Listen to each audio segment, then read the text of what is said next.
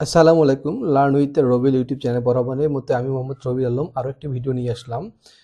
তো চলেন সরাসরি আমরা ভিডিওতে চলে যাই। আমি রিসেন্টলি একটা ক্লায়েন্ট প্রজেক্ট পেয়েছি। এটা হচ্ছে ক্লায়েন্টের ডোমেইন, ঠিক আছে? রিটাস রিটাসch.com রিটাস.com এই ডোমেইনে আসলে আমরা কীভাবে সিকিউরভাবে ওয়ার্ডপ্রেস ইনস্টল করতে পারি। অনেকে তো আমরা ওয়ার্ডপ্রেস ইনস্টল করি, বাট ওয়ার্ডপ্রেস ইনস্টল করার জন্য আপনার কিছু সিকিউর মেনটেন করতে হয়। যে সিকিউরগুলো মেনটেন করে যদি আমরা কাজ করি বা ওয়ার্ডপ্রেস ইনস্টল করি, তাহলে দেখা যাচ্ছে হ্যাকিং হওয়ার সম্ভাবনা খুবই কম থাকে। তো যেটা আমরা বরাবরের মধ্যে ভুল করে থাকি। তো আমরা প্রথমে আমরা সি প্যানেল লগ ইন করবো। সি প্যানেল লগ ইন করার জন্য আমরা যে কোনো ডোমেনে আমরা ডোমেনের পরে যদি আমরা সি প্যানেল প্রেস করি, ক্লিক করে তারপরে ইউজার নেম পাসওয়ার্ড দিয়ে কিন্তু আমরা লগ ইন করতে পারবো। জাস্ট আমরা লগ ইন করবো। এই যে আমরা কিন্তু সুন্দরভাবে কিন্তু ওয়ার্ডপ্রেসে লগ ইন করেছি।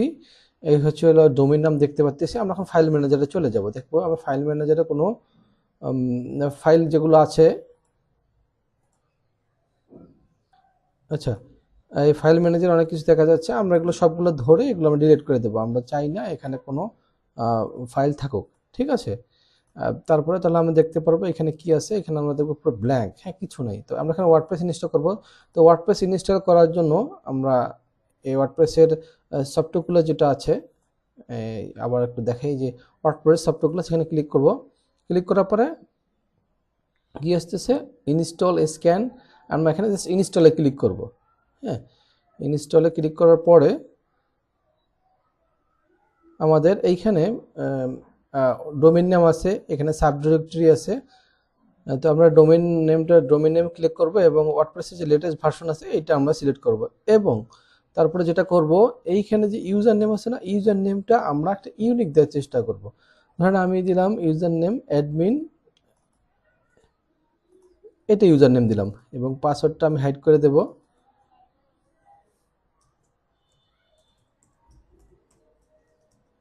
আচ্ছা, পাসওয়ার্ড দেওয়ার ক্ষেত্রে কিছু সাবধানতা অবলম্বন করতে হবে আমাদের। যেমন অনেকে পাসওয়ার্ড দেয় কি 121234, ঠিক আছে? তারপরে হচ্ছিল তার মোবাইল নাম্বার 017। তো এইরকম ব্যাড ব্যাড ক্যারেক্টারের পাসওয়ার্ড কিন্তু দেওয়া যাবে না। এখানে লেখাই দিয়েছে, দেখতে পাচ্ছেন ব্যাড ব্যাড। তো অবশ্যই, যেমন আবার অনেকে দেওয়া হচ্ছে বড় হাতের, মনে করে তার নাম হচ্ছে হলো রাজু রাজু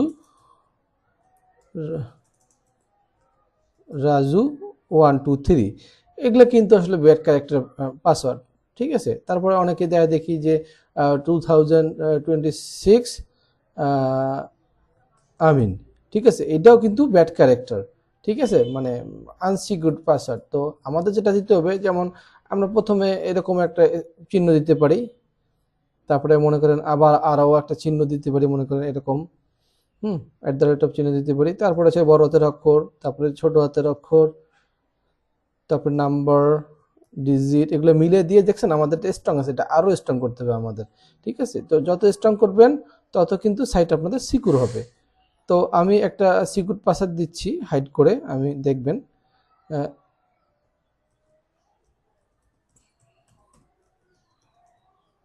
দেখছেন আমি কত একটা সিকিউর পাসওয়ার্ড দিছি, পুরো স্ট্রং বলতেছে 100-এর ভিতরে 98%। তো এইটা আমরা সবসময় ভুল করি।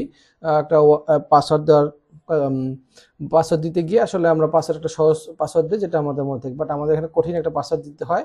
আপনাদের মনে না থাকলে লিখে দিবেন। আর এগুলো কিছু ডিফল্ট প্লাগইন দেখাচ্ছে, আমাদের এই প্লাগইনগুলো দরকার নেই, আমরা ওগুলো ফালাই দিই।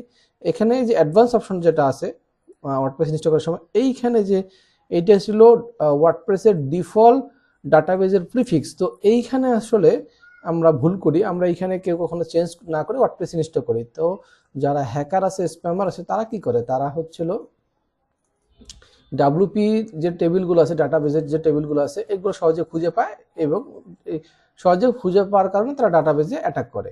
তো এইখানে আমরা একটা কঠিন কিছু দিতে পারি, যেমন আমাদের যে ডোমেন আছে, ঠিক আছে? ডোমেনের যে এইরকম আমরা দিতে পারি যে ডাব্লিউপি, এটা কিন্তু কঠিন, এটা কিন্তু সে জানলো না।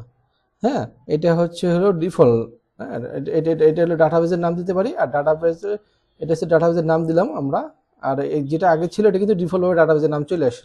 আর এটা হলো ডাটাবেজের নাম দিলাম। আর এইখানে আমরা ডাটাবেজের যে প্রিফিক্স, আর প্রিফিক্সও দিতে পারি আমরা, মনে করেন সাইট এইটা দেখেন প্রিফিক্স দিলাম আমরা এইটা, তো এটা হলো টেবিল প্রিফিক্স আর এটা হচ্ছে ডাটাবেস নাম। তো এই দুটো আমরা খুব কঠিন করে আমরা দিয়ে দিলাম।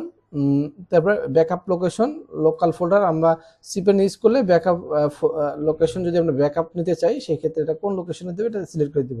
ডোন্ট ব্যাকআপ, এখানে অটোমেটিক ব্যাকআপ যদি আমরা সি প্যানেল ইউজ করি আমরা অ্যাটলিস্ট আমাদের সপ্তাহে একটা করে ব্যাকআপ সিস্টেম আমরা এখান থেকে যদি আমরা সিলেক্ট করে থাকি, এমনি ডিফল্টভাবে কিন্তু অটোমেটিক ব্যাকআপ থাকে না। তো আমরা কি করব, ওয়ান্স এ উইক দিব যে প্রতি সপ্তাহে তুমি আমার একটা ব্যাকআপ নাও, ঠিক আছে, ব্যাকআপ নাও। আর এটা হচ্ছে ব্যাকআপ রোটেশন, অর্থাৎ হচ্ছিল 4 টাকা ব্যাকআপের পরে এটা কিন্তু অটোমেটিক 5 নম্বর ব্যাকআপটা রিমুভ হয়ে যাবে, আবার 4র্থ নম্বরটা ব্যাকআপ হবে আর কি। 4টা ব্যাকআপ সবসময় সে রাখবে আর বাকিগুলো ডিলিট করে দেবে।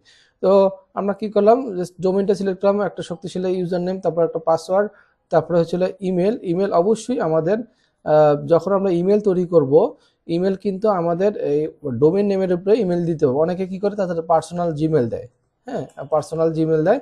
যে পার্সোনাল জিমেল দেওয়ার কারণে যে ইস্যুটা হয়, আপনার ওয়েবসাইটে যখন কোনো ফর্ম তৈরি করা হয় সেই ফর্মে আসলে ইমেল সাবমিট হয় না। কেন সাবমিট হয় না? এই কারণে সাবমিট হয় না যে এখানে ওয়েবসাইট বা যে কোনো ফর্ম ওরা সবসময় চায় যে ডোমেইনের ক্ষেত্রে ডোমেইন রিলেটেড ইমেল ব্যবহার করা। তো এই কিছু জিনিস যদি আমরা ফলো করি আশা করি আমাদের ওয়ার্ডপ্রেস ওয়েবসাইটে 100% সিকিউর হবে। তো আমরা সিম্পলি আমরা ইনস্টল বাটনে ক্লিক করলাম। ইনস্টল বাটনে ক্লিক করার পরে কিন্তু আমাদের দেখা যাচ্ছে 30 সেকেন্ডের ভিতরে কিন্তু আমাদের ওয়েবসাইটটা আমাদের কিন্তু ইনস্টল হয়ে যাবে। আর আমরা সেভ দিলাম। তো এখন যদি আমরা ভিজিট করি তাহলে দেখবো কিন্তু আমাদের ওয়ার্ডপ্রেসটা কিন্তু ইনস্টল হয়ে গেছে, খুব সুন্দরভাবে কিন্তু ইনস্টল হয়ে গেছে। তো আশা করি বুঝতে পেরেছেন। এইভাবে যদি আপনারা রুলস মেনে ডাটাবেস, টেবিল প্রিফিক্স, তারপরে শক্তিশালী পাসওয়ার্ড, আমি যা যা ভিডিওতে দেখলাম এগুলো মেনে যদি আপনি একটা ওয়ার্ডপ্রেস ইনস্টল করেন তাহলে এইটি অনেক সিকিউর হবে। হ্যাকার এবং মেলওয়্যার যারা স্প্যামিং করে তারা চাইলে খুব সহজে আপনার সাইটে কোনো ক্ষতি করতে পারবে না। আশা করি ভিডিও দেখে আপনাদের ভালো লাগবে। যদি ভালো লাগে অবশ্যই আমার পাশে থাকবেন এবং আমার ইউটিউব চ্যানেলে আপনারা আপনাদের মূল্যবান বক্তব্য দিয়ে বা কমেন্ট করে আমাকে জানাবেন। ভালো থাকবেন। নেক্সট কথা হবে অন্য কোনো ভিডিওতে। আসসালামু আলাইকুম।